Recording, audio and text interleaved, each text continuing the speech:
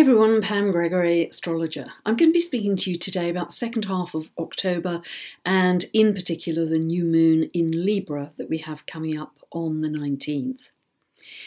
Before we get to that, in the middle of the month, we have an interesting aspect between Mars at 27 of Virgo and Chiron at 27 of Pisces. Now, we've had a whole lineup, a whole emphasis of planets moving through Virgo, and Virgo is about hard work, very detailed, nose to the grindstone, hard work. So this is an aspect where we could feel overworked, very tired, or even overwhelmed, the Mars-Chiron aspect. So knowing that, take time out. Take a step back, especially if this is aspecting anything 27 of Virgo, 27 of Pisces for you. Just take a break in nature, breathe, disconnect, take time out for you and back away from the detail for a little while.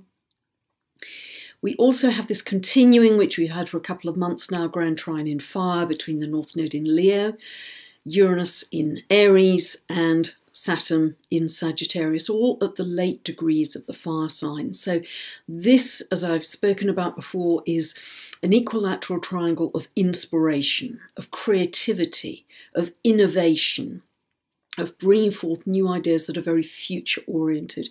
And particularly if you have anything in the late degrees of Aries, where Uranus is travelling, it's currently at 27, then you may really feel these surges of newness or the need for newness coming into your life.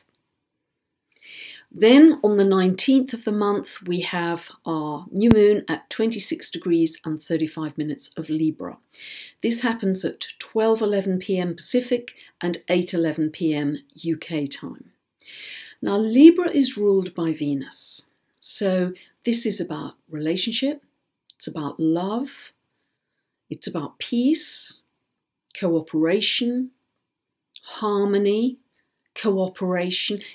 Libra has a very polite, keeping everything nice, keeping ugly and messy emotions out of the picture, smoothing things over so everything looks presentable and gracious and as I say, socially acceptable.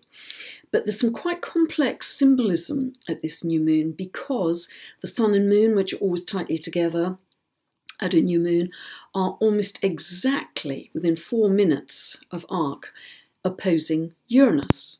And Uranus is really the opposite of all those qualities. It's in Aries, which is about me and ego, but it's also the great disruptor, it's the great awakener. It's the planet of extremism. It's the planet of challenging the status quo, and Libra is a very conventional sign. It's about shaking everything up to get to the truth. Uranus is about piercing clarity and getting to the truth. Doesn't matter how messy and shocking Uranus makes things, because it's a very sudden, erratic, very shocking energy, as we often see in our own lives, but in world events. So it's not going to play along with the social niceties of Libra. In addition to that, Eris, the dwarf planet Eris, is at 23 of Libra, 23 of Aries, so it's also opposing the sun and moon. Now, the symbolism of Eris is the goddess of discord. Again, a very disruptive energy. Both Uranus and Eris in Aries emphasize that even more. So both of these planets, these aspects, are encouraging us to shift to a higher level of being by recognizing our own truth, but always being guided by love as our principle, because Venus rules Libra. So this theme of truth is very interesting, because if we look at the other aspects involved in this new moon, we have Mercury and Jupiter in very early Scorpio conjunct the sun and moon in late Libra. Now, yes, it's an out of sign conjunction, but nevertheless, it's a conjunction. And Scorpio energy is about digging deep. It's forensic, it's penetrating, it's uncompromising, in order to get the correct answer and get to the truth. So Mercury and Jupiter in Scorpio are looking for a deeper truth. Uranus and Eris in Aries, opposing this new moon, are looking for a higher truth. And it's this quality of clarity that is really shining through at this new moon. That's our opportunity, if you like. If we look at the Sabian symbol for 27 of Libra, it is an airplane sails high in the clear sky, and that is just so right for Uranus in Aries. Now, we may be searching for truth with our leaders, with our governments, with corporations. We may want to see truth revealed with those people or those organisations, but also it's about truth with yourself. It's about honesty with yourself, and areas where you may have deliberately smoothed things over or even unconsciously smoothed things over are now up for re-evaluation, let's say, have the light of truth shone on them.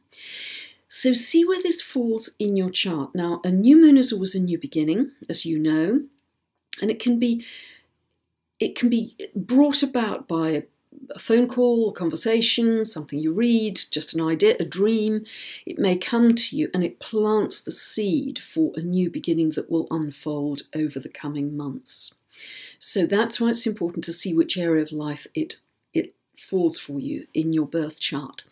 But Uranus will offer us a quantum leap if we have the courage to go there and take away the superficial appearance that we've had in that area of life, whatever that is, and start to dig deeper. What can that reveal for us? Because potentially these aspects in combination are really talking about a significant jump in consciousness. Uranus is never about evolution, it's about revolution, it's the rebel.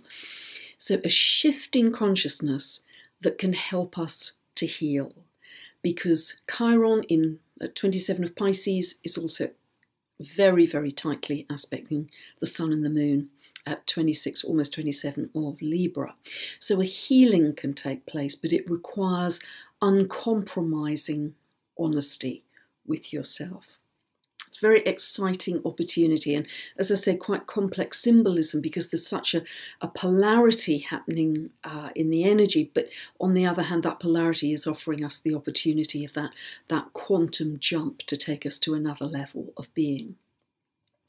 The other thing which is very positive, which is happening at this new moon, is the dwarf planet Haumea, which is about, the symbolism is about the protection and regeneration of the earth, is at 23 of Libra, so closely conjunct the Sun and Moon.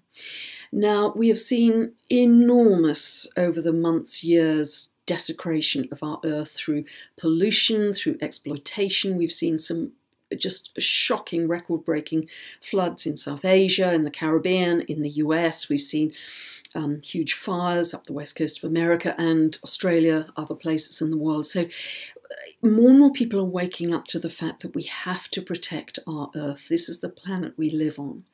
So in combination with the Grand Trine in fire, this new level of awakening to protecting the earth will, I think, be incredibly positive. There are a lot of young people coming up with some amazing ideas for the environment. So this will give a new ecological and environmental focus in our world to taking better care of our earth. I think that will accelerate even more actually when Uranus goes into Taurus next May, but more of that later.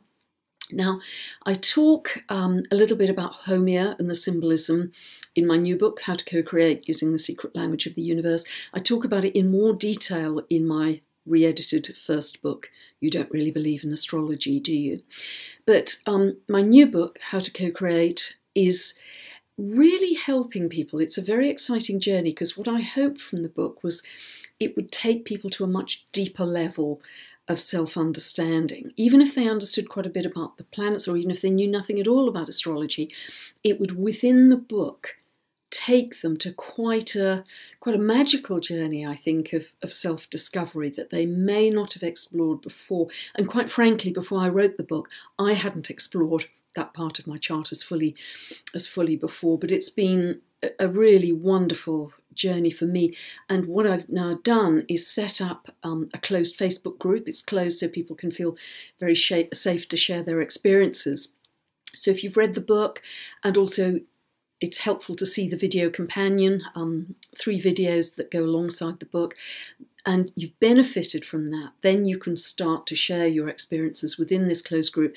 And we're really having quite a rich discussion on Facebook, which is just really special, actually. It feels quite sacred space there. So you're all, of course, invited to join that if you'd like to. So thank you for listening. Have a wonderful second half of October, and a wonderful new moon in Libra on the 19th, and we're moving increasingly to some very focused and more intense energies as we get towards the end of the year as well. But more of that in future videos. Take care, and thank you for listening.